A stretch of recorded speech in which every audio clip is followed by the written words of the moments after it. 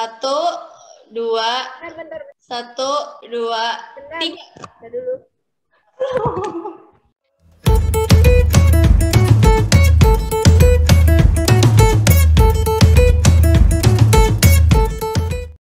Hai semua. Hai semua. Nah, di video hari ini nih, kita akan ada sesuatu yang baru. Karena jadi mulai sekarang, channel YouTube Mainstream akan mengeluarkan sesi baru, yaitu sesi podcast. Tapi sesi podcastnya selama ini online ya, karena berhubungan dengan pandemi. Nah, di sesi ini kita akan membahas bidang seni di pelayanan. Jadi bisa musik, tarian, atau mungkin kadang drama, dan lain-lain. Nah, di setiap sesinya ini kita juga akan mengundang tamu. Jadi lewat sesi podcast ini kita berharap kalau kita sama-sama bisa belajar lewat berbagai sudut pandang dan juga berbagai topik yang menarik. Nah, tanpa berlama-lama lagi, langsung aja deh kita perkenalin yuk tamu kita hari ini. Kira siapa tuh Iren tamu kita hari ini? Jadi tamu kita hari ini adalah Cihelena. Yeay, Cihelena boleh open cam. Hai, Cihelena. Hai. Hai. Jadi guys, Cihelena ini sudah terjun di dunia tari dari dia muda sampai dia sekarang nih. Dan juga dia seorang pendeta di gereja Sungai Yordan ya, Ci? Dan masih mengajar tari sampai sekarang. Oke, kalau gitu langsung kita mulai aja ya, Miss, buat pertanyaan pertama. Nah, buat pertanyaan pertama aku mau tanya nih ke Cihelena. Sejak kapan sih Cihelena terjun ke bidang tari ini dan gimana tuh perjalanannya? Mungkin bisa diceritain sedikit? Oke, saya dari kecil memang suka dengan tarian. Jadi mulai pertama nari itu mungkin sekitar SD kali ya, tapi ya tari-tarian di sekolah gitulah. Nah, kemudian saya mulai belajar tari untuk pelayanan pertama kali itu waktu Tamborin masuk Jakarta. Itu sekitar tahun 87. Ya setelah Mainstream lebih dahulu masuk ya, jadi Miss Murni udah lebih dahulu tuh belajar Tamborin. Ya, jadi kemudian saya mulai masuk dari tahun 87 sampai dengan hari ini. Dan wow, ya luar biasa lah pokoknya ya, banyak suka dukanya karena pertama nggak punya tamborin, jadi kita pinjam lah dulu tuh ke apa dulu belum Mainstream namanya, ya dulu baru namanya Philadelphia, kita pinjam ke sana. Jadi dengan tamborin pinjaman itulah saya mulai belajar tarian. Oke, mau nanya nih, kenapa masih mau melayani nih, Cihelena? Kayaknya udah lama banget ya. Kalau dibilang mungkin sesepunya kali ya, orang pada mungkin yang zaman-zaman saya udah pada tahu tentang Cihelena. Gak tahu deh ya kalau generasi sekarang, kenapa masih mau benar-benar terlibat dan dengar kan masih melayani di bidang tari, biarpun sudah evangelis, tapi masih tetap melayani di bidang ini. Karena ya itu menari adalah panggilan, ya. Dan saya percaya tarian itu merupakan, setahu saya nggak ada talenta yang pensiun. Bahkan kan ya, yang saya percaya adalah setiap kita mau mengembangkan talenta, Tuhan akan tambahkan dan tambahkan. Sehingga itu menjadi panggilan buat jiwa saya, dan bagi saya sekali kita menari dipanggil Tuhan untuk pelayanan sampai selama-lamanya. Saya kalau bisa sampai Tuhan Yesus panggil kita pulang, ya selama Tuhan masih kasih kesehatan dan kesempatan, saya akan terus menari buat Tuhan. Oh, sudah berapa tahun sih Helena pelayanan di sini di bidang tari? Saya mulai menari dari tahun 87. Jadi waktu itu umur saya 33 tahun, itu awal pertama saya pelayanan. Jadi kurang lebih kalau sama sekarang ya 30 tahunan lah.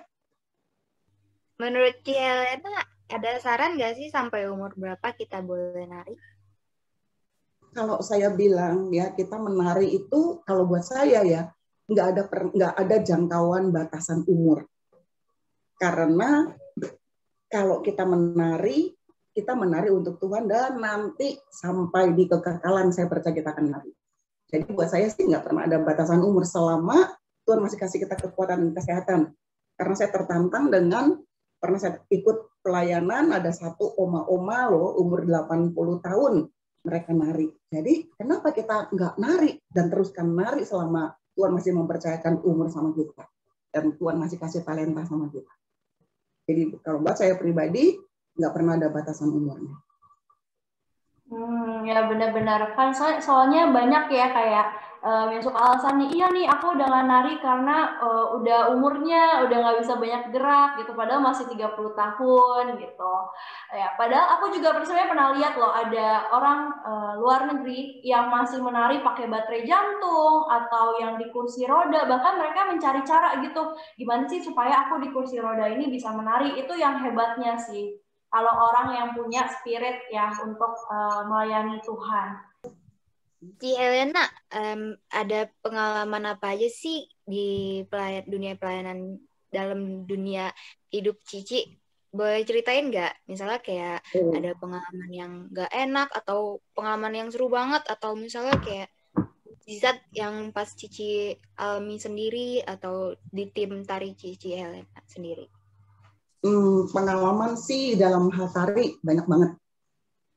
Banyak banget dalam arti kata, saya tuh prinsipnya gini, saya melayani nggak mau cengeng. Istilahnya kalau saya pelayanan, waktunya saya pelayanan, kecuali kalau saya udah nggak bisa bangun, baru saya nggak pelayanan.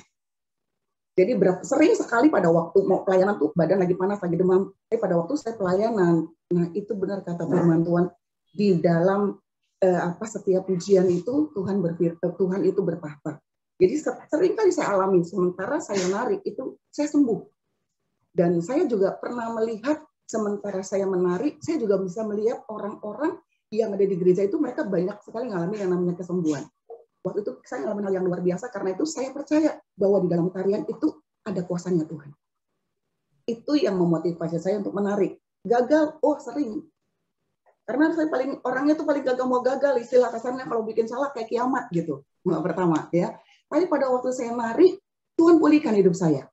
Bahwa sesungguhnya kegagalan sebagai manusia itu wajar.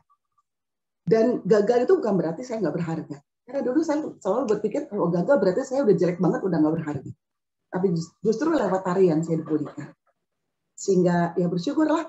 Dan lewat tarian juga Tuhan pakai saya untuk memulihkan banyak anak remaja dan anak-anak muda lain.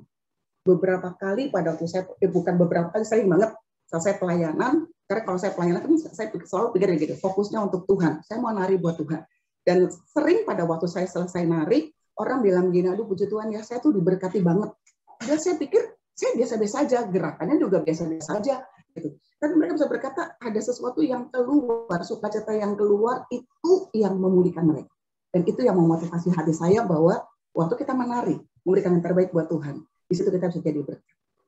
Iya benar-benar. Memang tujuan yang benar tuh pas nari tuh emang harusnya itu ya. Maksudnya saat kita perform gitu, saat kita menari itu harusnya tujuan kita tuh untuk memastikan kalau kita itu menari untuk memberkati orang lain, bukannya untuk mendapat pujian. Oh bagus banget tadi narinya, atau oh kamu cantik banget pas nari, bajunya bagus deh. Bukan hal itu ya. Tapi aku juga belajar gitu kalau nari, aku tuh justru bukan pujian itu yang harus dikejar, tapi justru kata-kata, aku tuh terberkati banget loh sama kamu. Tadi pas kamu nari, Tuhan juga ngomong ke aku kayak gitu. Jadi itu memang motivasi yang benar sih buat saat menari di pelayanan ya. Salah satu celah ya, kalau saya bilang tanda kutip celah itu buat penari adalah gini, kesombongan. Karena kita waktu kita nari tanpa sadar kadang-kadang kesombongan itu bisa muncul untuk menarik pujian itu buat diri kita.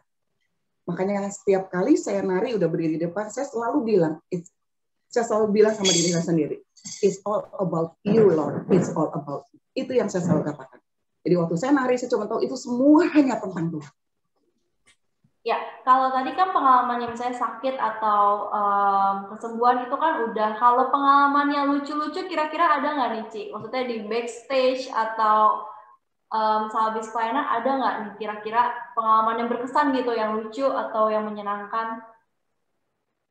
Oh, pengalamannya. Kalau saya sih punya pengalaman bukan yang menyenangkan, yang menegangkan. Karena pernah kita habis nari di backstage ternyata kita kan taruh barang begitu aja, ternyata dompet-dompet pada rupanya ada yang nyuri. Jadi kita lagi Natalan, terus ada beberapa, jadi kita kan taruh di tas tamborin kan, ternyata itu beberapa itu pada hilang. Itu ngalamin sampai kaget, sampai shock banget. Tapi setelah itu ya, maksudnya kita ya sukacita aja lah, bahwa ya Tuhan tuh pasti bisa gantikan semuanya.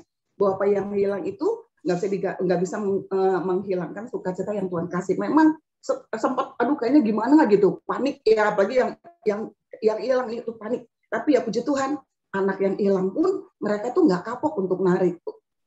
Ya, dan kita pelayanannya tuh ya lucu-lucu sih. Kita pernah nari di gudangnya tuh gede banget, kita udah bikin kostum, kita pikir ya kan kita nari ke Malaysia.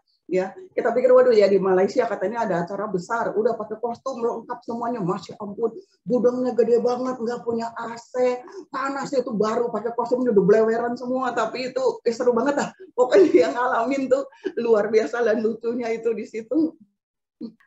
Kalau kita sekarang solusinya ini ya Iren ya, kalau untuk dompet atau HP titip ke mama semua. Titip ke satu orang gitu. Jadi pasti ada satu mama kita ya, satunya pasti ada aja yang kayak sini HP-nya mana atau dompetnya mana, sini kumpulin semua, atau ruangannya dikunci gitu, biasa backstage-nya. Beda zaman mungkin ya.